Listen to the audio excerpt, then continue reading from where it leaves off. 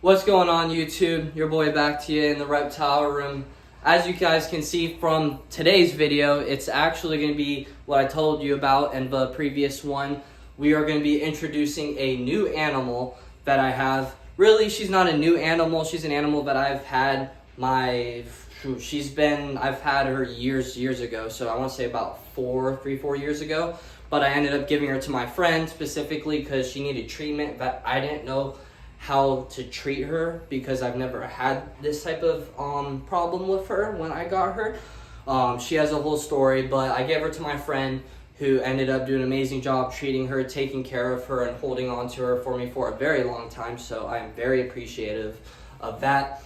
But before we go into showing you the new animal, who is an awesome, amazing species that I'm excited to have, not just in the reptile room, but personally, I'm happy to have this animal back in my life. We're going to go and feed the reptiles. Got to feed all the snakes, all the lizards. They're hungry. It is very much due for feeding for them. I had to go out to a reptile store the other day and get everything. So let's get into feeding the reptiles before I show you guys this new awesome animal. Obviously, starting off with the snakes, as I said, we always start off with my boy Ivory, one of my 3 ball pythons who is deciding to be a very shy boy. Hi. But we're going to give him a nice, delicious medium rat. His enclosure is coming in very soon in the aspect of me having enough money saved up to get it. Right now, I'm focused on upgrading one of the new animals because, well, not upgrading, but I have her enclosure, just needing to build it. But got a nice, delicious medium rat here. You want the rat? Sir, you have to unhide yourself. Come on. Sir. Okay, you're being shy.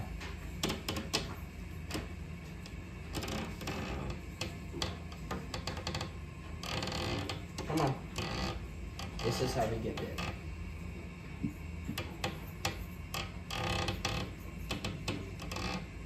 Come on. You're being shy of your food. Hold on, guys, just one moment. Never do this when trying to feed your snake, but I do it anyways because you know how the saying goes. Do as I say, not what I do. Alright. Come on. It's food, and I know you're hungry. Come on.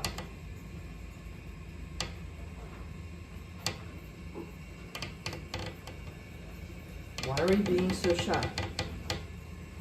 Oh, he's not going to be shy anymore. There we go. Can you grab it now?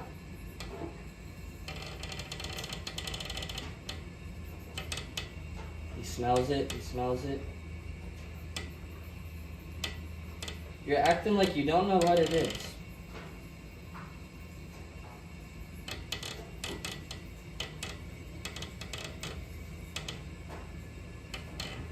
Alright, so we're just going to leave this in his cage because I don't know why he's acting like he doesn't know what food is. But we're going to leave it in there for him. He's probably going to eat it later on. Moving on to the next snakes, the other 2 ball pythons, Ghost and Ivory. Off to the rack with the ball pythons, we have Ghost, who is, if you guys are familiar with the channel, have been watching the videos for a while, this is the OG, one of my first ever reptiles. I know he is hungry. He's been coming out of his cage a lot, looking for food. Hey.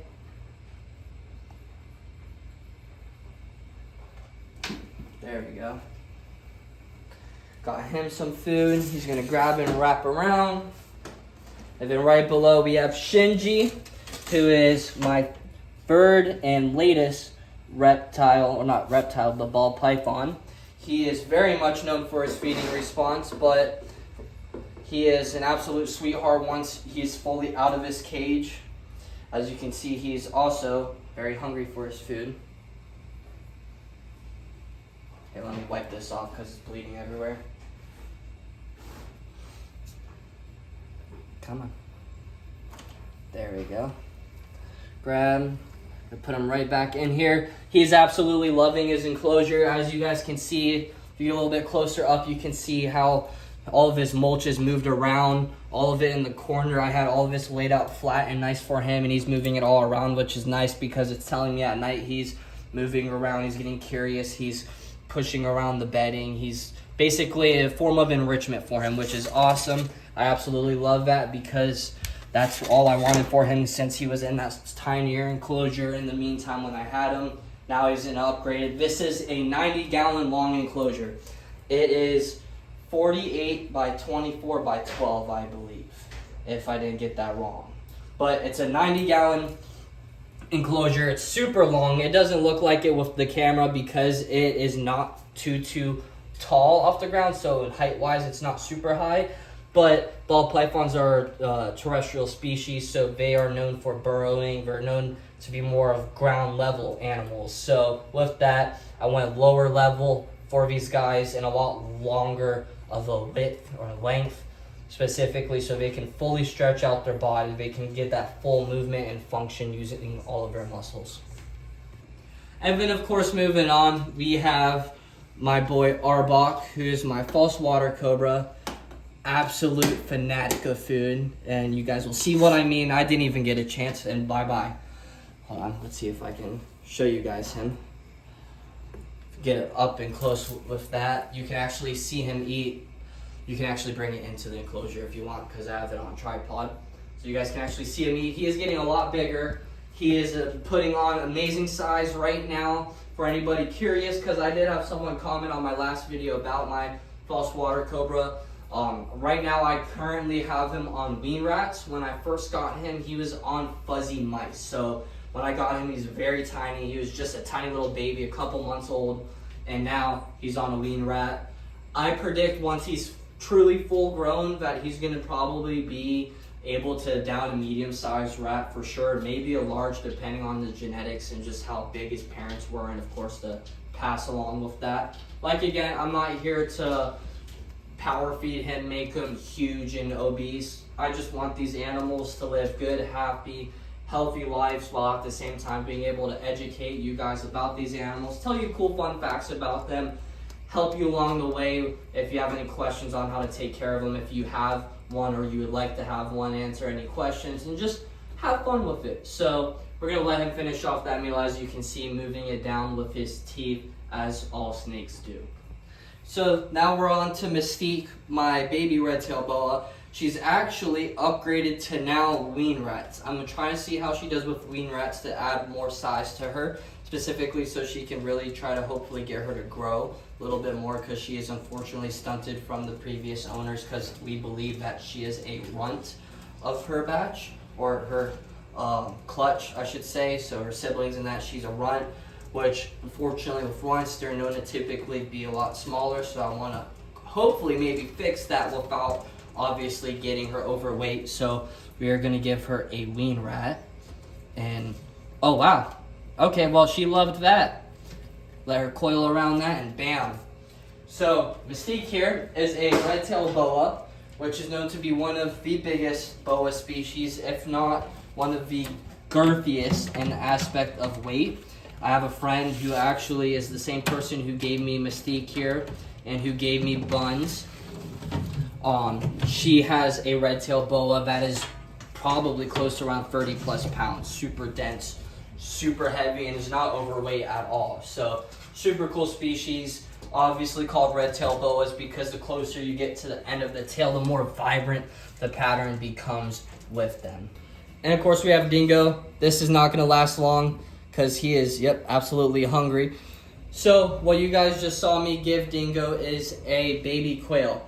These guys are, so Dingo is a yellow-tailed crebo. They are native to South America, mainly found in the Amazon rainforest in South America. They are known to be almost like a garbage disposal species. So what I mean by that is food-wise, they will eat anything. They are very opportunistic. They will eat anything ranging from rodents, birds, lizards when they're tiny, fish when they're tiny, and as they're bigger rats, birds, and they're actually known to eat other snakes, especially venomous snakes, which is really cool. They are a pretty lengthy, a pretty good sized species. They can get up to about 10 feet long and he is probably a good solid 3 feet pushing it right now. So he's going to be needing an upgrade as well along the way, probably within the next month or 2. And then now we're going into feeding the monitor lizards. So Joker, Turbo, Toothless, and Venom, my 4 monitor lizards that I have. This is going to be really cool. Unfortunately, in the last video, if anybody watched it, I had to scrap all the monitor feeding because the quality came out really badly. This time, that's not going to happen. You guys are going to get to see these monitor lizards come out, except for Toothless. I'm not going to take Toothless out because she gets very stressed very easily. So I don't want her to regurgitate her food, which she seems like she does when she's really stressed, which is not good. So we're going to keep her in her cage and just feed her in her cage with some tongs. Just not let her stress out at all, not worry about it. But other lizards we are going to take out, and you guys are going to get to see them run and go berserk for this food. Starting with the first one is Joker, my Savannah monitor lizard.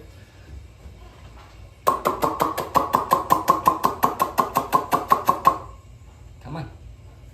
Ooh. There we go.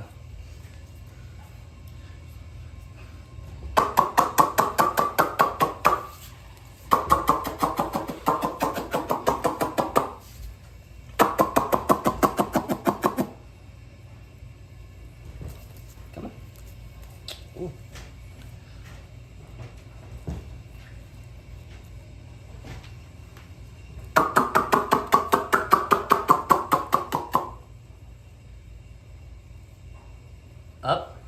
Up, come on. Let's see if we can get him up and hold it like Turbo. Come on. Up. Oh, that's close. I'll give him that.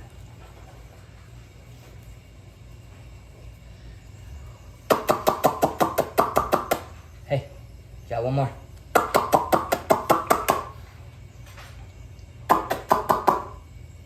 Come on, you being lazy. Come on. I did just feed these guys hard-boiled eggs yesterday, so they might be a little bit on the laziness side right now. There we go. I'll just give that to him. And then moving on to Turbo. You guys love this year, run around. Oh yeah, she always has a show.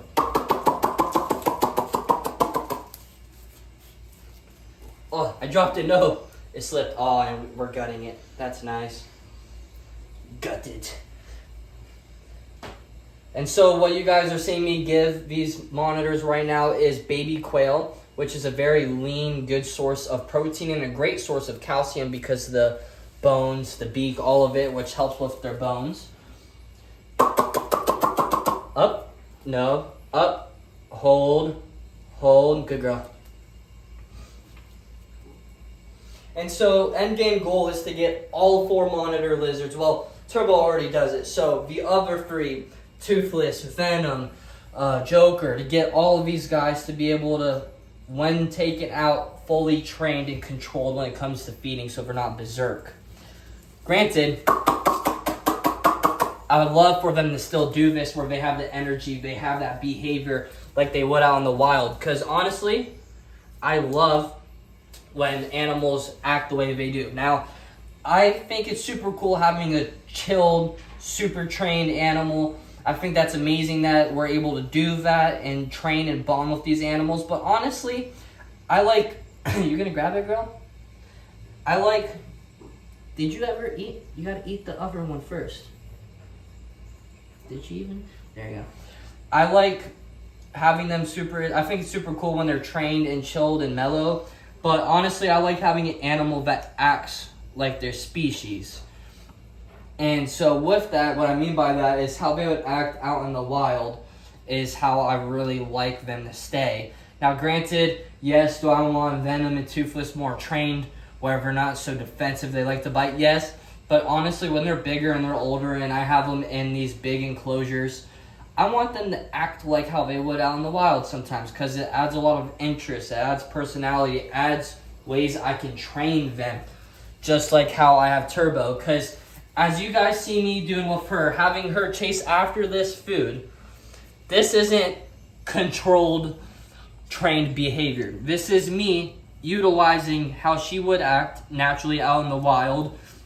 Now, is it in a controlled environment where I have her trying to do some tricks like tripoding, holding, stuff like that, climbing onto my hand? Yes, but that's more of trust rather than a controlled sequence of or a controlled movement of hers.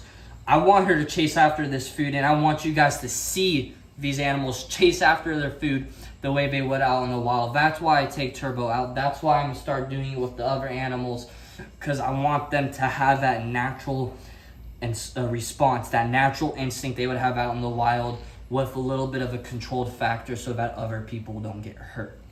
But Turbo's about to be done with her food. Once she's done with that, we're going to be putting her back and taking out Venom, which you guys are about to see exactly what I mean by showing how a true species acts out in the wild. And now, going on to Venom, my black-throated monitor. As you guys can tell, he's ready for some food, like always. But this is what I'm talking about as a response of how they act out in the wild. He was just hissing. He's probably not going to do it. He's probably looking for some food. So let me grab him. He's only going to get 3 quail because he ate a bunch of hard-boiled eggs last night. So I don't want to overfeed him. I want him, hey, food's down here. I would back up a little bit because he's probably going to run after your toes. And I kid you not when I say that. You might want to be ready to run. Oh, I hate this. Oh. Come on. Why are you being lazy? It's not food, buddy.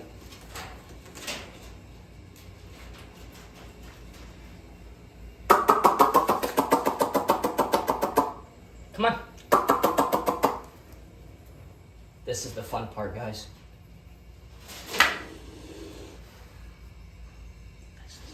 Come on. You can jump off.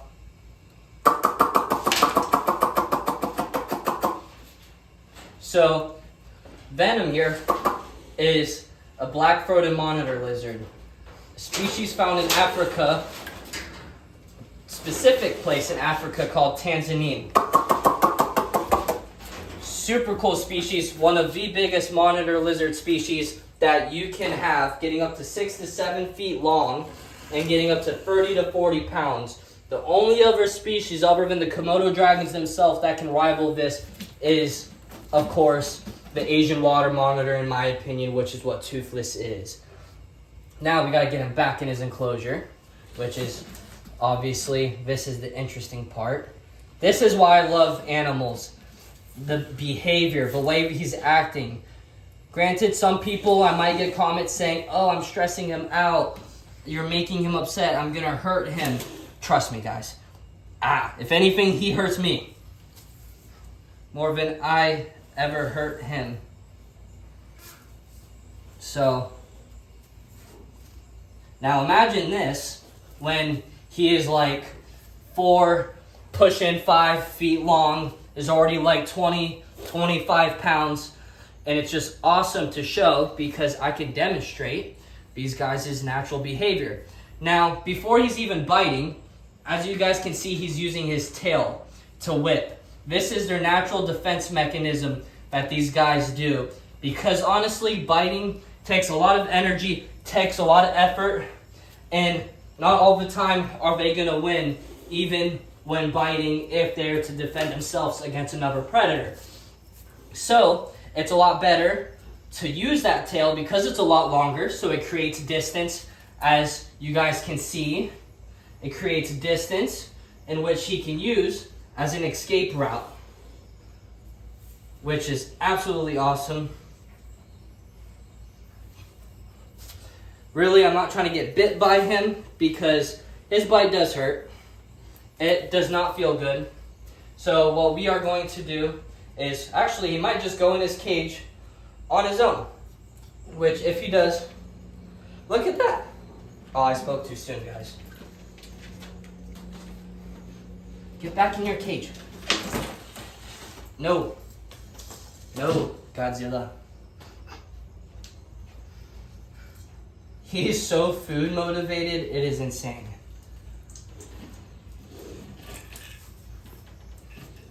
Go in your cage. There's nothing left for food for you, bud. You ate enough. Alright, so I might have to, unless he just decides he wants to actually listen. No, stop it.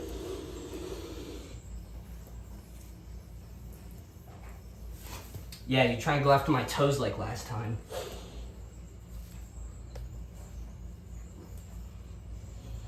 And you guys are probably like, just pick him up. Just pick him up. Trust me, I can pick him up if I really want to.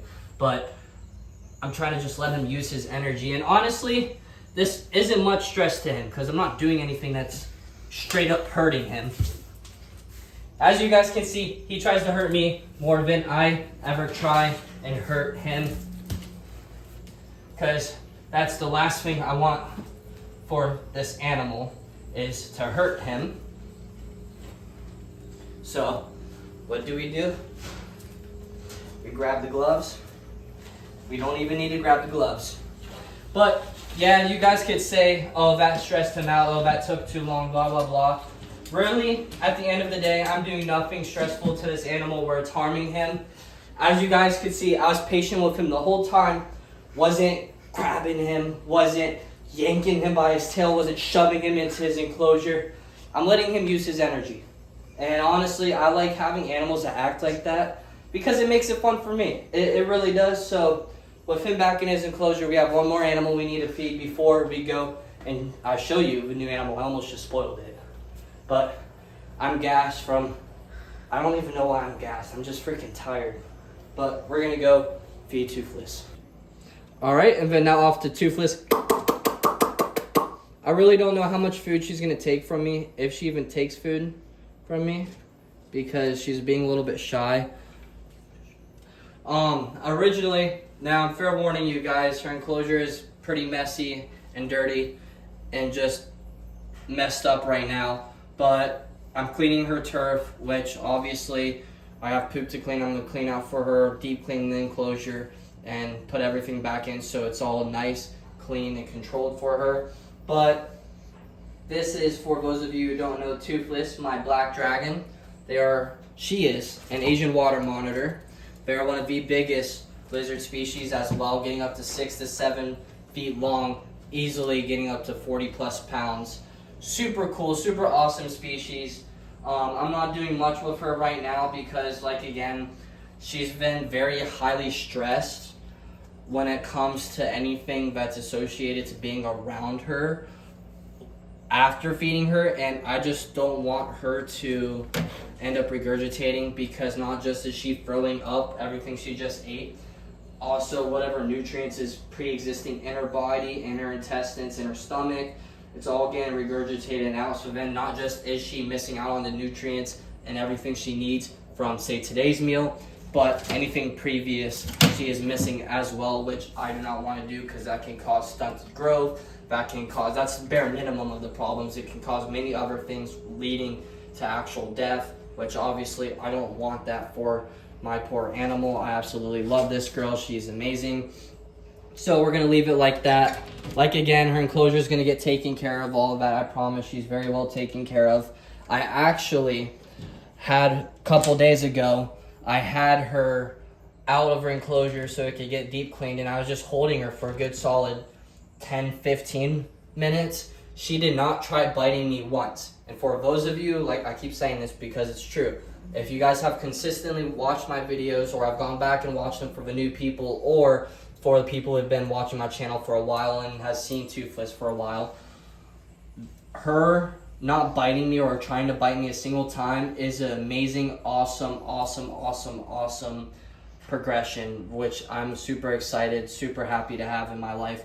And the aspect of, it's another step of getting her a little bit calmed and tamer. Now, going back to what I said with Venom and Toothless, yes, I want them to have behavior. I want them to have emotions and show them how they would out in the wild. But in this scenario with her, I want her a little bit tamer, where she's not regurgitating her food and being so shy, so I don't have to worry about that with her health. All right, and now showing you guys the newest animal. Well, not even the newest, because she's been mine for a while, just held somewhere else. This is Clover. Clover is my beautiful, beautiful female Amazon tree boa. Or not tree, yes, tree boa. Oh my god. Guys, I cannot talk for some reason. Mainly probably because I'm really focused on this snake right here. Because as you can see, she is very, very defensive. So Clover here, she is an Amazon tree boa. They are native, obviously, to the Amazon rainforest in South America. Their brother species is what I like to call it, the emerald tree boa, which is a beautiful all solid green with white emerald patterns on their body. They are known, the emerald tree boa are known to have the biggest fangs of any non-venomous snake species, getting up to half an inch, about an inch long, which is literally perfectly long enough to pierce a vein and puncture it. This snake species here, their fangs don't get as long as the emerald tree boas, but dang close, just about as long as these guys are. It's insane. I'm so happy to have a snake back into my collection, or it's a collection, but at the same time, it's more than that. It's my family.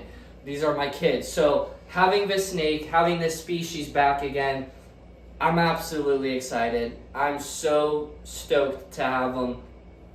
Now, like I said, Amazon tree boa, their fangs get very, very long. To be exact, I don't know the exact measurements. It's not as long as an emerald tree boa, but their fangs are about this long with Amazon tree boas. And I know this from feeding her and seeing the amount of times that she has eaten in front of me. They're very long and they hurt. Trust me, I can tell you from experience that they hurt. If you get a little bit closer, she's fully focused on me.